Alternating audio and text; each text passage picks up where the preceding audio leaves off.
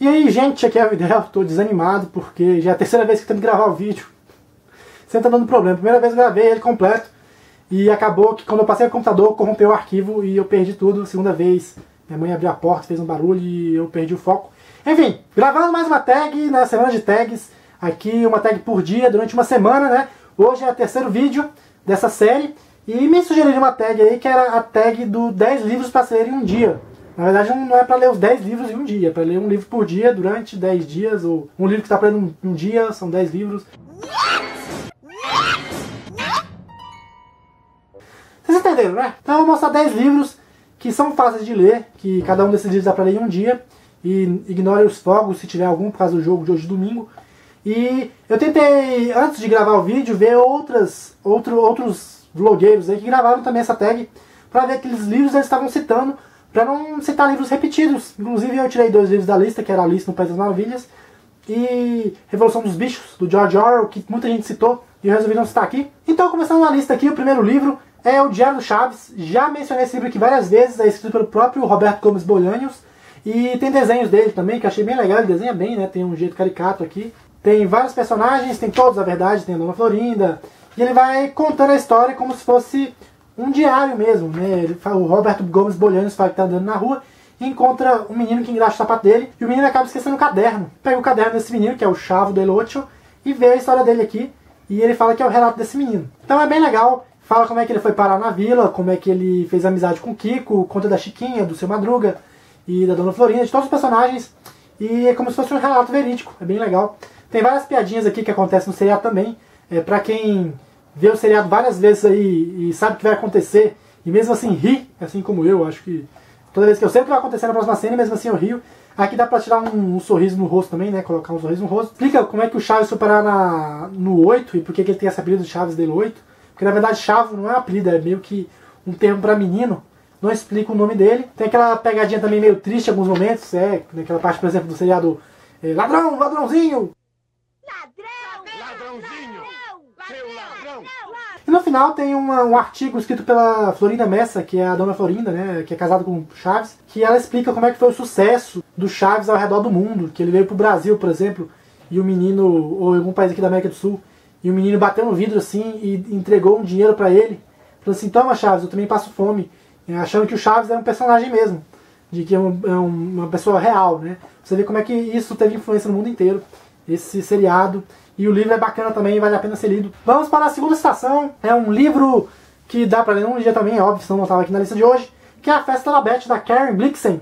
Ela é uma escritora norueguesa, não conhecia muito de literatura norueguesa aí, e eu acho que ela foi cotada em ganhar o prêmio Nobel, ou Nobel, né, tanto faz a pronúncia, as duas são certas, tá? Não enche um saco. E não sei se ela ganhou, mas ela escreve esse conto aqui, que é curtinho, acho que são menos de 60 páginas. É mais ou menos a história seguinte.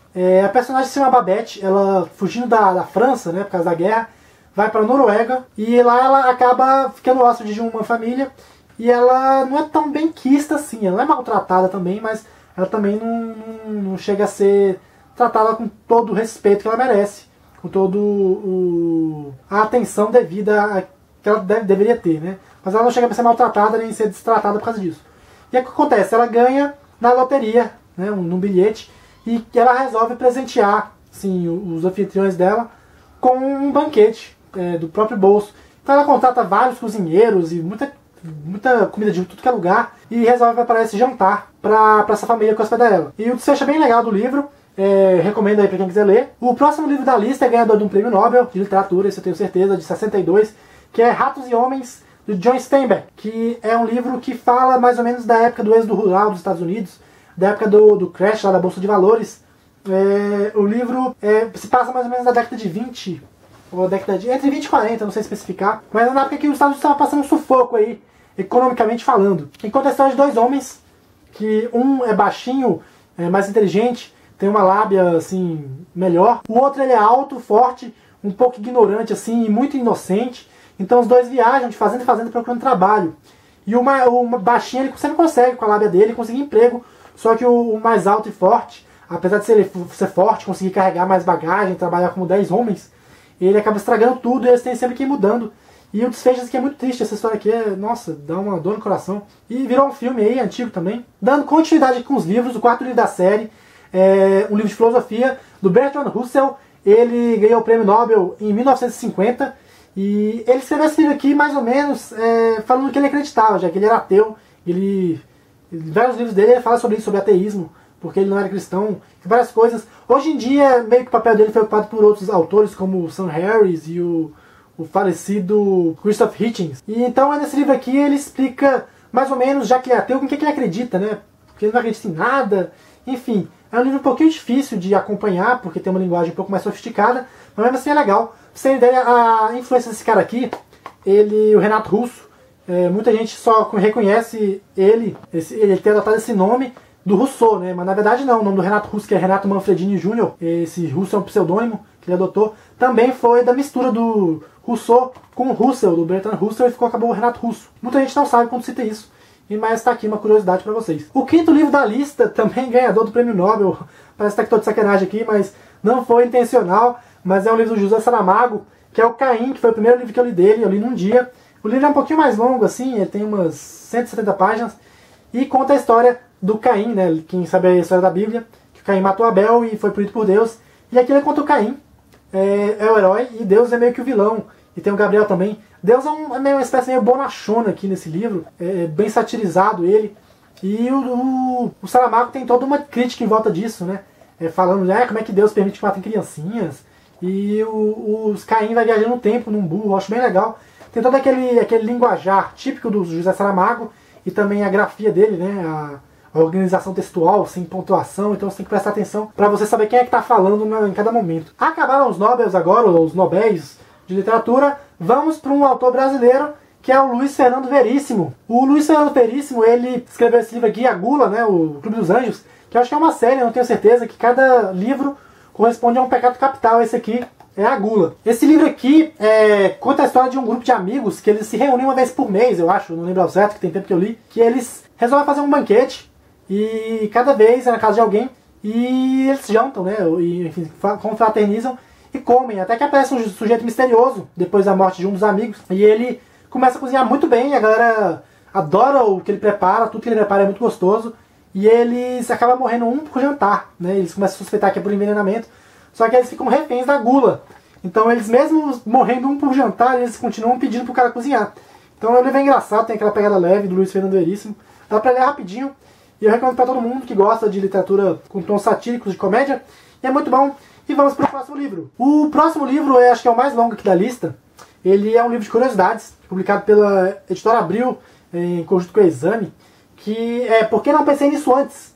Que é um livro de invenções ou de inventos. E aqui são selecionados 50 inventos que ninguém dava nada por eles, acabou virando sucesso e as pessoas ficaram milionárias. Entre os inventos aqui separados, nós temos o liquid paper, que é aquela gosma branca que a gente borrava o caderno, né, tipo uma argamassa para tapar erros de caneta.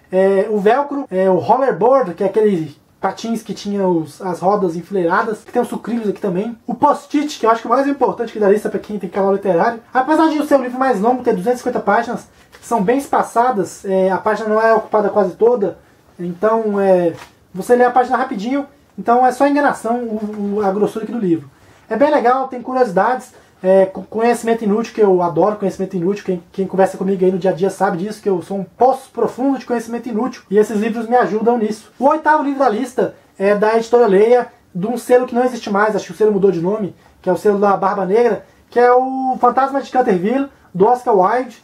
O Oscar Wilde ele é conhecido pelo Retrato de Dorian Gray e outros contos aí um pouco tristes, assim, meio melancólicos, cara. Você lê alguns contos do Oscar Wilde dá vontade de chorar. Mas nesse caso aqui não, é bem satírico. O Fantasma de Canterville é um fantasma fracassado, que ele tenta assombrar uma casa aí, e não consegue, a família começa a zombar com o fantasma, ele fica deprimido. É bem legal. E nessa edição aqui tem muitos desenhos também, né? Tem mais desenho do que propriamente texto, até zombo. E é bem legal. Recomendo, não sei se ainda está em publicação esse livro aqui, mas deve ter em outras editoras, né? Vale a pena dar uma lidinha. Penúltimo livro aqui da tag é um livro de autor brasileiro.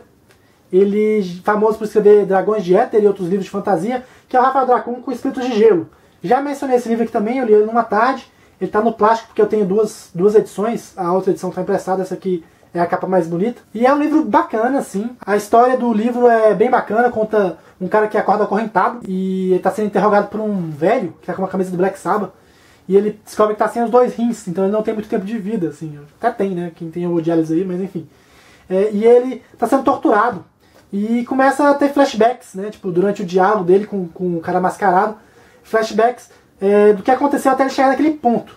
E é bem legal. Tem muitas cenas eróticas e muitas cenas de violência, então eu não recomendo pra quem é menor de 18 anos. Se você for ler aí, for menor de 18 anos, peça autorização pros seus pais ou leia escondido. E o último livro da tag de hoje é um livro que eu tenho uma paixão por ele. Eu ganhei de presente da Gabriela. Ela me mandou esse livro de presente pelos correios e eu adorei. Inclusive, toda vez que eu dou de presente, eu já acho que eu dei umas 2, 3 vezes o livro de presente pra alguém que eu quero presentear. É uma pessoa que eu gosto. Eu dou esse livro, que também é um livro que está nos top 10 das melhores leituras do ano passado, né, de 2013. O livro é o seguinte, é escrito pelo Juan Pablo Villalobos, eu acho que ele é mexicano, e conta a história de um menino, que ele é filho de um narcotraficante, acho que ele tem entre 7 e 10 anos, eu não lembro direito. Então ele vive na mansão lá e não tem contato com muitas pessoas, e é como se fosse um diário desse menino. E ele é fanático por samurais, e faz umas brincadeiras bizarras com o pai dele, como por exemplo, contar quantos buracos tem num muro, assim, buracos de bala, né, no muro. Tem uma brincadeira que ele e o pai também se divertem fazendo, que é a do tiro. O pai ou ele fala um lugar que uma pessoa leva um tiro, aí ele responde se é fatal ou não fatal, ou melhor, letal ou não letal, ou depende. Por exemplo, o pai fala, tira o pé, aí o filho fala, não letal. Aí o filho fala, na cabeça, aí o pai fala, letal. Aí o pai fala, tiro no fígado. Aí o menino fala, depende. E é tipo é trágico, assim, ao mesmo tempo que choca, a história te prende, assim, a forma como é escrita é muito, muito bacana. E é muito bom o livro, não tem muito o que falar. Já fiz uma resenha dele, eu acho, ano passado. E fica aí a recomendação do meu último livro que dá pra ler em um dia. Somando os 10 aqui, né? Deixa eu só contar aqui pra conferir se são 10 mesmo. Tá certo, são 10 livros que eu contei aqui. E essa foi a tag dos 10 livros pra se ler em um dia. E quem quiser recomendar uma tag aí, vou pegar as mais votadas ou as mais legais e vou continuar gravando até a sexta-feira, né, dessa semana. E é isso. Forte abraço pra todo mundo e até o próximo vídeo.